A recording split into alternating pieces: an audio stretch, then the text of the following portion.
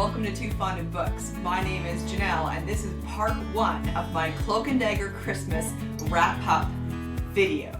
Now, I have been on fire this month. I have been reading so much. It has been so great.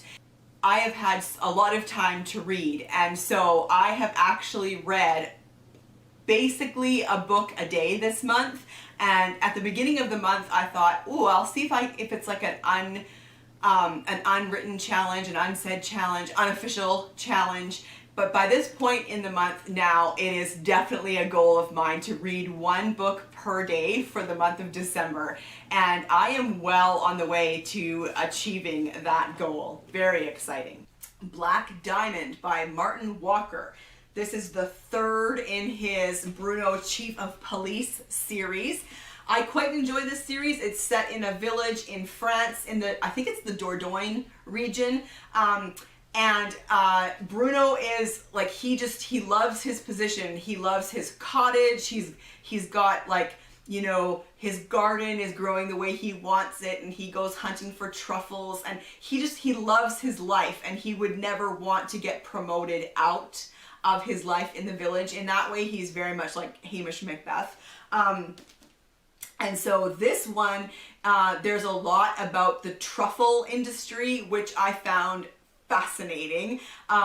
So yeah, there's some question of whether or not the truffles are being adulterated in any way. And then there's a friend of his, interestingly enough, called Hercule, who gets murdered, and so he's looking into that as well.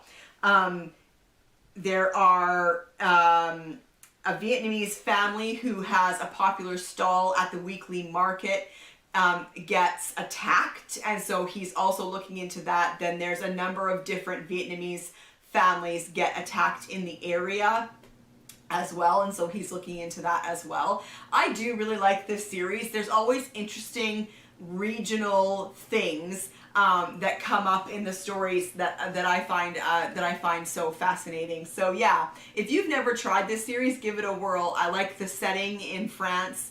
I like the village setting. I'm getting to know the characters from the village. And I like Bruno as a character. He really cares about his job, and he really cares about his community. So yeah, I enjoyed that. And then I read Footsteps in the Dark by Georgette. This was the group read for Cloak and Dagger Christmas, and I am so glad that I read this, and I had so much fun talking about this book on 2 different Zoom calls that it was just so much fun. Georgette wrote this in 1932, and it is about some siblings who inherit a piece of property outside of London called the Priory. And so we have Pietr and Margaret and Celia are the siblings. Celia is married to Charles, and then so they all decide to go and live at the Priory. Not full-time, I don't think, because they all still had places in London, but they decided to go stay at the Priory for a while, and their aunt went as well, and I forget what their aunt's name is. But they are there, and they start hearing strange noises and things, and they start hearing stories from the staff and the people in the village about a ghost, the monk who haunts the Priory. So how fun is that, right? This was just so much fun. It was really well written. The characters were very well drawn. I really loved the relationship between the siblings and the spouses and the aunt and her nieces and nephew. And like, it was just, that part was so good, really well written, and the banter was so great. It was a good mystery, trying to figure out if it's a ghost, if it's not a ghost, what's going on. The mystery was great. I loved it, and I loved being able to talk about it with everybody on the Zoom call. That just made it so much more fun. So yeah, I highly recommend this one. If you like Golden Age fiction, Golden Age mystery, give it a whirl. If you like a good mystery with a bit of, with really good characters and character development, this one could be the book for you as well. And then I read The Canary Murder Case by S.S. Van Dine. I read this with Donna from Studio in the Library and Lou and a couple other people. We talked about it on Goodreads. That was really fun. This is the second in the Philo Vance series. This was published in 1927.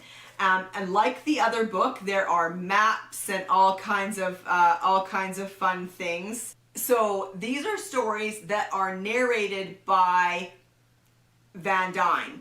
And so they're like Ellery Queen that way, where the name of the author is the same as the character in the book.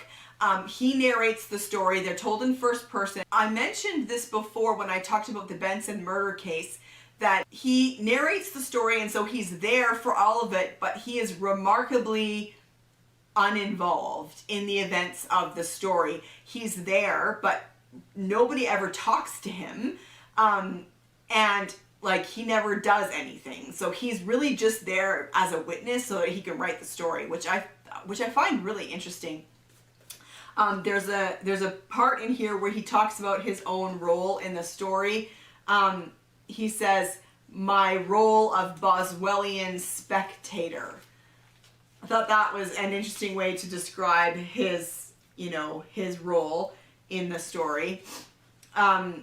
So like I said, there are maps and stuff like that. So here is a map of the building. So there's a woman and she's known as the Canary. She's an actress, a dancer, something like that. And she is found dead in her apartment. This is the building. And so there's a map here so that you can see how her apartment relates to the other apartments in the building. And then her apartment itself. So this is one of those types of mysteries where you can potentially solve it yourself. I'm about to get spoilery here, so I'm going to put spoiler across the screen because I want to also talk about another book that came out around the same time. I want to talk about The Murder of Roger Ackroyd by Agatha Christie, which came out in 1926. So if you've never read this and you want to skip ahead, or if you've never read The Murder of Roger Ackroyd and you want to skip ahead, I'll put spoiler across the screen. So The Murder of Roger Ackroyd came out in 1926, and it came out in the spring of 1926, and it came out a month later in the United States. The Canary Murder Case was published in the summer of 1927. Both stories rely on a recorded message that the killer uses to establish their alibi and confuse time of death.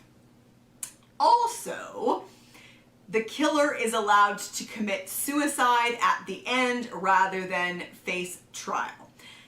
Okay. So I realize that this is the 20s and, information may not have gotten around as fast, but Agatha Christie was super popular. The Murder of Roger Ackroyd was published a month after it came out in the UK. It came out in the States. And it's highly unlikely that S.S. Van Dine did not know about this book or had not read this book. So I find it really interesting that he uses those same devices in his story, especially the recorded message part, for exactly the same reasons too, in order to establish an alibi and confuse time of death. It's exactly the same. So I don't know, I find that really interesting. Yeah. Okay, I also loved, so this book came out in 1927. My edition came out in 1944. So there are, unsurprisingly, there is war-related stuff in it. In the back here it says, buy war savings stamps and certificates. And then, and this is great, Our boys need and deserve books. The Victory Book Campaign asks for your cooperation. Sailors at sea, soldiers in the Solomons, Marines in Africa, commandos on the alert in some unrevealed jumping off place. They all need books to read for pleasure, for information, and for just plain relaxation, to take their minds off sounds and sights they're trying to stop forever. Don't hoard books. Send them to those who have gone to war. Give them good books, pocket books. See list in back of this book for other titles. Or any other books. Take them to the nearest public library or send them to one of the addresses below. Send them good books, pocket books, or any other books. Oh dear. Okay, and then I read And Then There Were Nuns by Kylie Logan. I absolutely love that title. I think it is so good. This is the 4th book in the League of Literary Ladies series. This is a cozy mystery set on an island on Lake Erie in the United States. And our main character is Bee. She runs a bed and breakfast. And she is part of a literary discussion group and investigates mysteries. In this one, 10 nuns come to stay at a place on the island. They come for a week-long retreat and they start dying off and she investigates. The title was my favorite part of this book. It was okay. Certain things kind of really annoyed me in this book, which I shouldn't have been surprised about because it's the same things that always annoy me in Amateur Sleuth Cozy Mysteries. But it was fun, and I did love the title, and yeah, so that's And Then There Were Nuns. Okay, so what have I been reading for Cloak and Dagger Christmas? I read Resurrection Bay by Emma Viskic. I may not be saying that right. Thank you very much to Wendy Ryan, one of my subscribers, for recommending this book to me. I really appreciate it. I read this for the Inspector Gamache prompt, which is to read a mystery with a bilingual detective. And Wendy was so clever to come up with this one because the detective in this one is Caleb.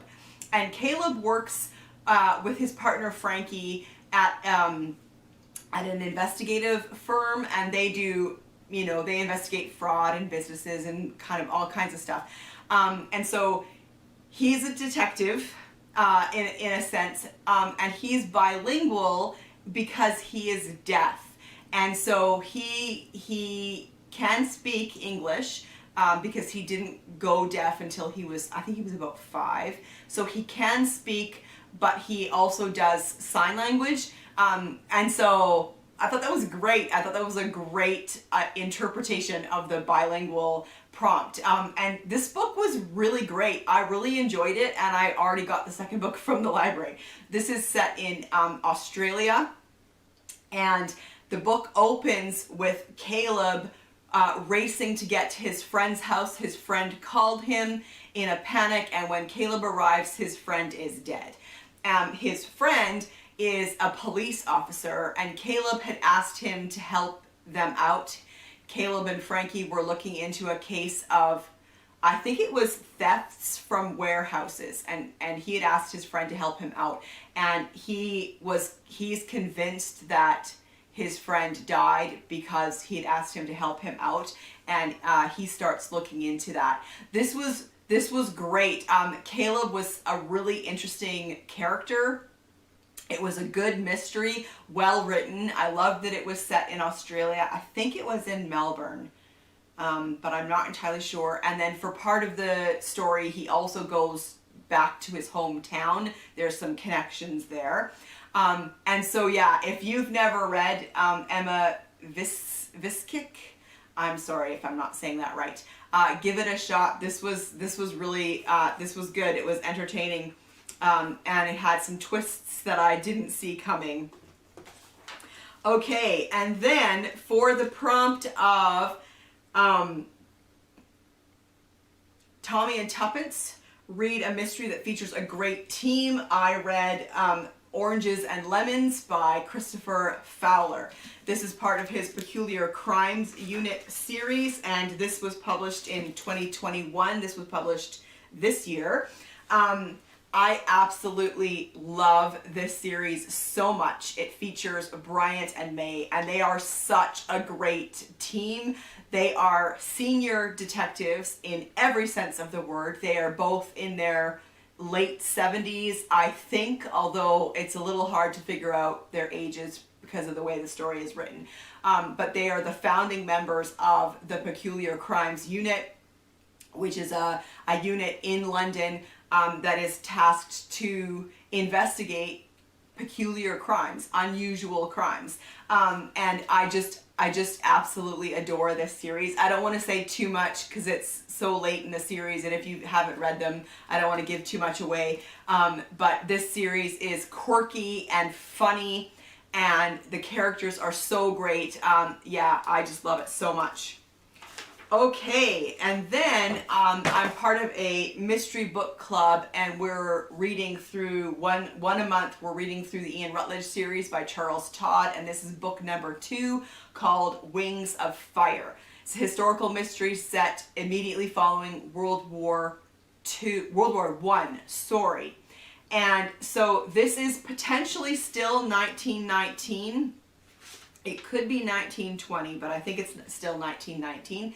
And Ian Rutledge works for Scotland Yard, and in this one he gets sent to Cornwall to investigate. There was a double suicide, and then a little short while later there was a third death in the same family, and he's sent to investigate.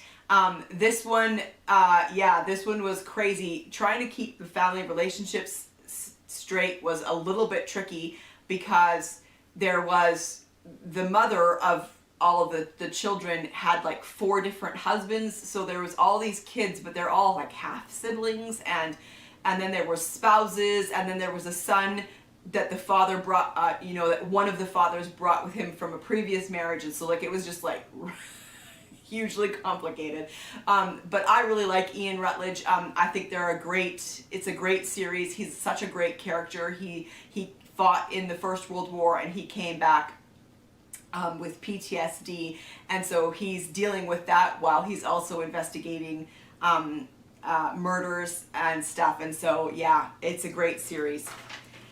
And then I read An Inspector Calls, which is actually a play, and it was really fun. I had heard of this play, but I had never read it before or watched a dramatization of it.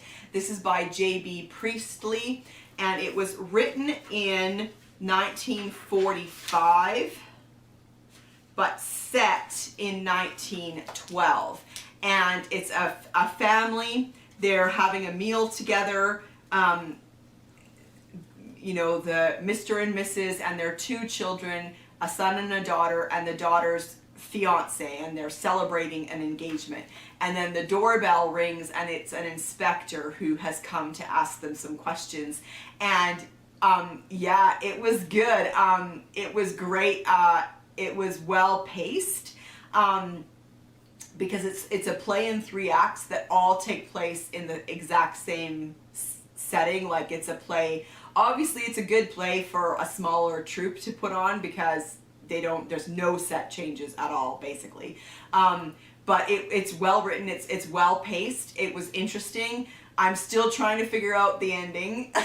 But there is a version of this on BritBox or Acorn TV, I can't remember, that I'm going to watch now that I've read the play. I'm curious to see what they do with it in a movie. So yeah, that was fun. And then I read Pietr the Latvian by George Simenon. This is the first Inspector Maigret. And this, now, I think most of these are rereads for prompts. Like this would fit the prompt of Detective Galileo to read a translated mystery or one set in a country different from my own.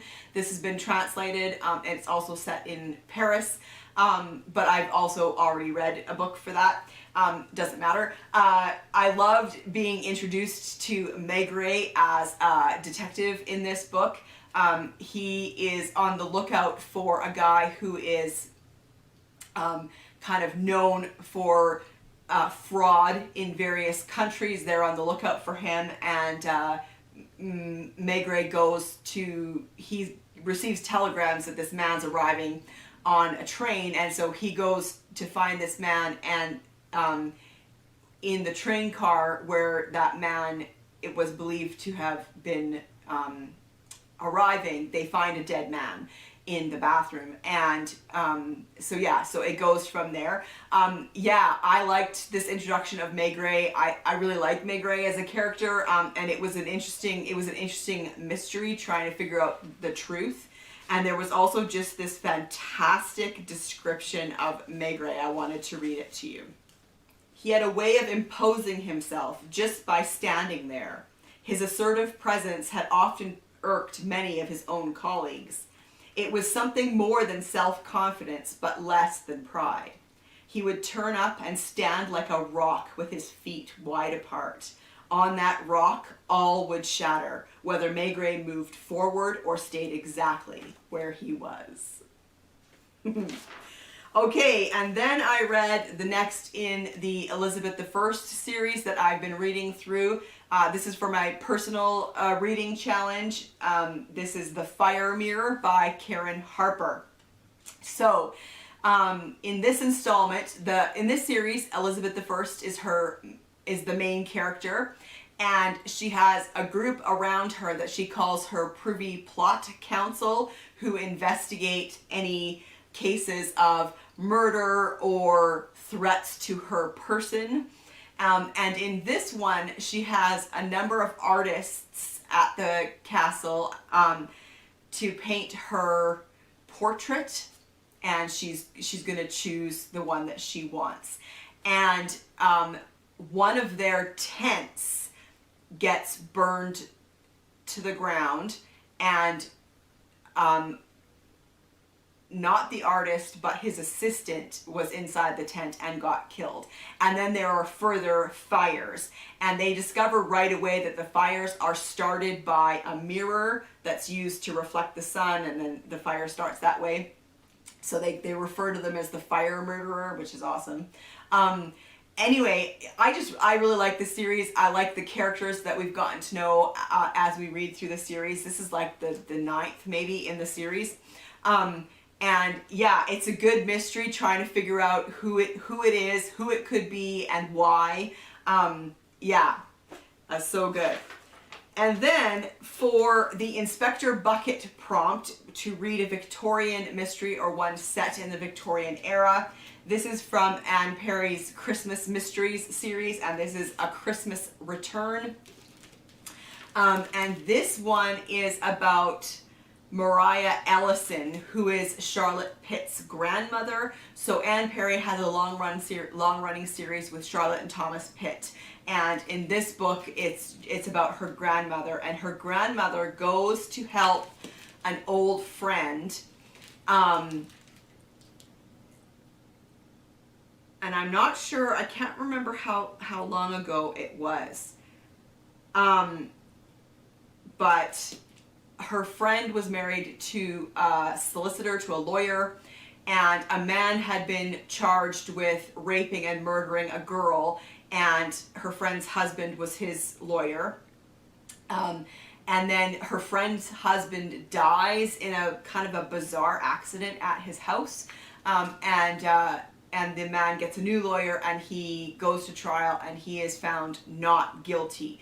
And now, years later, that man has come back to town to, even though he was found not guilty, a lot of people were like, he still must have done it. And so he's come back to try and clear his name.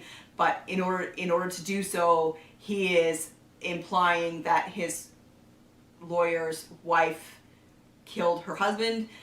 all very complicated. Anyway, I did enjoy it. It was a good mystery, and I liked reading about kind of tangential characters from series that I really enjoyed. And then I read A Fatal Lie by Charles Todd, which is also weirdly enough in the Ian Rutledge series, but much farther on. I have been reading that series for quite some time, and this is the latest one from 2021, so I won't say too much about it. But in this book, he gets sent to Wales to look into a case of a man who was found in the river underneath the aqueduct. And there's a picture of it here, but it's based on a real aqueduct. So I'm going to put the picture in here because this is insane. So, like, the top, obviously, like, narrow boats ran through there. And yeah, I don't know, like, as someone who is terrified of heights, you would never find me on top of the aqueduct. Anyway, so the man was assumed to have been pushed from the aqueduct down into the river where he was found. I really enjoyed this one. It was really complicated, and figuring out, to start with, Ian Rutledge has to figure out who the guy is, because there's no identification on the body, and so he has to identify the man before they can even investigate. Was it an accident? Was it murder? And of course, it turns into quite a complicated case, and I really enjoyed it. So there you have it. This is part 1 of my wrap up. You will get part 2 early in January. I have been loving my reading so far in December. It has been a fantastic Cloak and Dagger Christmas. I will talk more about the shows that I've been watching in part 2. This one's already long enough as it is. So let me know in the comment section down below how your Cloak and Dagger Christmas has been going. I would love to hear about what you've been reading. And if you've read any of these books, let's chat about that too. And I will see you for another video soon.